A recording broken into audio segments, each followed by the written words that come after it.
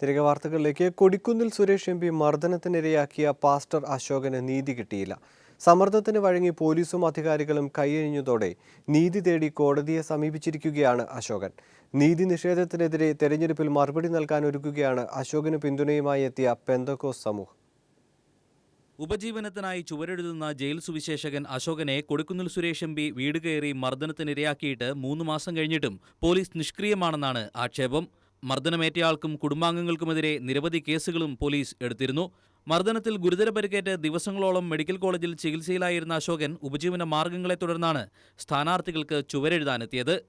എൻ്റെ മോനും ഒരു വല്ലാത്ത മാനസികാവസ്ഥയിലാണ് ഇപ്പോഴും. ഭാര്യയും ഒട്ടും റിലീവായിട്ടില്ല. പിന്നെ ഞാൻ ഈ എഴുത്തും വരെയൊക്കെ ഉള്ളതുകൊണ്ട് ഒരുവിധം അഡ്ജസ്റ്റ് ചെയ്ത് പോവുകയാണ്. ഭീഷണി അതേ ഉള്ളൂ. ഭീഷണികളെ തുടർന്ന് അശോകന് മറ്റൊരു വീട്ടിലേക്ക് താമസം മാറ്റേണ്ടി വന്നിട്ടും അധികാരികൾ കൊടിക്കുന്നിലിനെ സംരക്ഷിക്കുകയാണെന്ന് വാർഡ് കൗൺസിലർ രാജൻ പറഞ്ഞു. ആ കുടുംബം ഇന്ന് ഭാര്യയും ഭർത്താവും ഇന്ന് ചികിത്സ തേടിക്കൊണ്ട് സർക്കാർ ആശുപത്രി കയറി ഇറങ്ങുന്ന ഒരു സാഹചര്യമാണ്. നീതി ആ പാവപ്പെട്ട കുടുംബത്തിന് ഇതുവരെ ലഭിച്ചിട്ടില്ല. ആ വാടക വീട്ടിൽ നിന്ന് ഒഴിഞ്ഞു പോകേണ്ട സാഹചര്യമുണ്ടായി. ഇതിനിടെ പാസ്റ്റർ അശോകന് സഹായഹസ്തവുമായി മലയാളി പെന്തക്കോസ്റ്റൽ ഫ്രീ തിങ്കേഴ്സ് എന്ന പെന്തക്കോസ്ത് കൂട്ടായ്മയും രംഗത്തെത്തി. സോഷ്യൽ മീഡിയ വഴി MBFT പിരിച്ചെടുത്ത തുക തിരുവനന്തപുരം മേയർ VK പ്രശാന്ത് അശോകന് കൈമാറി.